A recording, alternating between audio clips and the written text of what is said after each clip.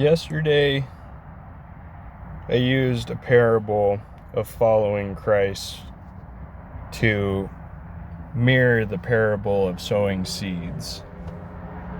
Jesus said that the field is the heart, and there are 4 types of hearts: the wayside, the gravel, the thorns, and the good soil. The wayside, these are people who hear the truth, they see the truth, and they grow so confident in it that these are the people that basically say, I know this. I can't be taught it already. I already know it. And so they walk with pride. These are the people in the parable yesterday who rush ahead of God. They're not looking back at him. They're rushing ahead of him into the darkness. He is the light in the shadow of the valley of death. He is the way. He is the guide, right? The thorns, the ones that get choked out and stuff, these are the people who basically, they too rush ahead of Christ. They take the truth. It almost works. But as they're looking back, they keep stumbling. They keep tripping. They keep dashing their feet amongst thorns and rocks.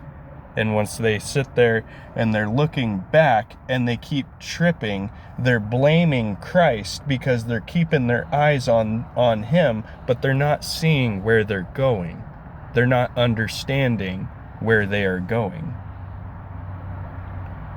The rocks, the gravel, these are the people that try to walk next to Christ and stuff, saying, I can carry this burden too. I'm walking with God right here. They're so excited to walk with God. They don't realize the weight. They try to drink from the same cup of which he has drank. Now, I'm not saying that James and John, the sons of thunder, are of rocky ground. What I am saying is that God himself can change the soil.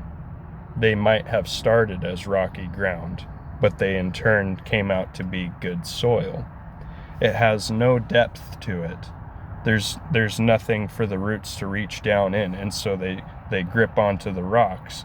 They spring up, and all of a sudden the weight of the plant is greater than the rock itself, and so it topples over.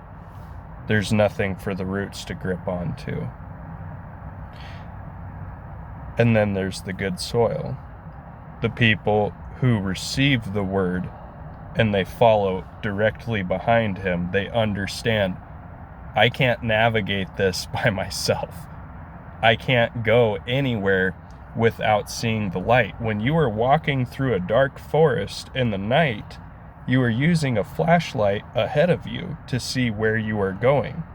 You don't put the flashlight behind you and walk blindly into the night. You're going to lose your way really quick. You don't put it off to the side and everything and only see part of the light. You'll still lose your way. You'll still trip. And you will still dash your feet amongst thorns and of rocks too.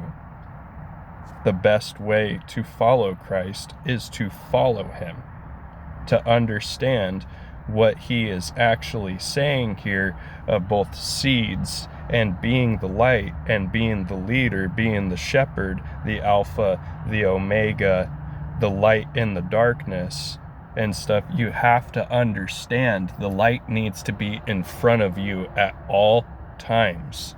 At all times. Otherwise, you either get lost or you get so confident, I've been down this trail before, and so you get right up ahead of him and you get lost in the darkness. Or you keep your eyes on him and you trip and then you blame him.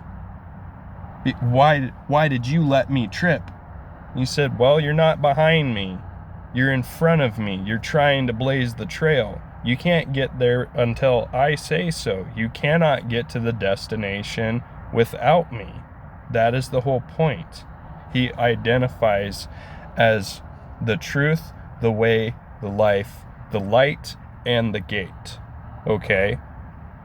He identifies as the double-edged sword. He identifies as the way, the navigator. He identifies as the life. Those who live without him are spiritually dead inside. They're either wayside, rocky, or they're thorny. And he identifies as the gate. I am the only way through to the Father. There was in the book of Matthew, they even ask him, what does this mean and stuff, and he said, he with ears hears but does not understand. He with eyes sees but does not see. So the whole point of the parables was basically sorting the ground, sorting the heart, helping you identify who is of which soil. But just as God is able to harden hearts, he is able to soften hearts, just as he is able to crush gravel into good soil and to pull up the roots of the thorns and create good soil, room for good fruit to be planted. Only he is capable of that. The sower of the seeds does not choose the seeds. He does not change the seeds. The word of God is always consistent. And this also comes from a very, very well scripted street preacher who is also on YouTube here. I should have got his name, but he never said his name. But this fella, he understood. He understood directly, and man, I appreciate that so much, because here I am. I've been throwing out these parables and people just don't understand, no matter how clear I can be about it and stuff. This again shows basically the thorns and the gravel and the wayside. Those who understand what I am saying, you are of good soil. You receive the truth and allow it to grow deep, to be rooted deep. Those with thorns need to pull up those thorns, pull them up by the root, because the thorns themselves, this is pride, this is sin, this is gluttony, this is everything that is going to tell you that there's a better way, there's an easier way, there's more ways to God than just Christ and stuff. That's what the thorns are telling you, and I'm telling you this right now, there is no other way than through the gate. There is no back door to heaven, none whatsoever. I hope this helps clarify things for you guys. God bless. Stay squatchy.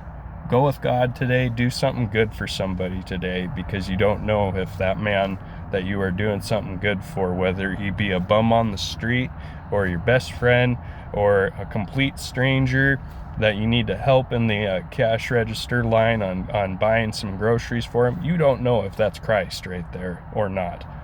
Lo, you have done this to the least of my brethren, you have done this unto me. God bless you guys.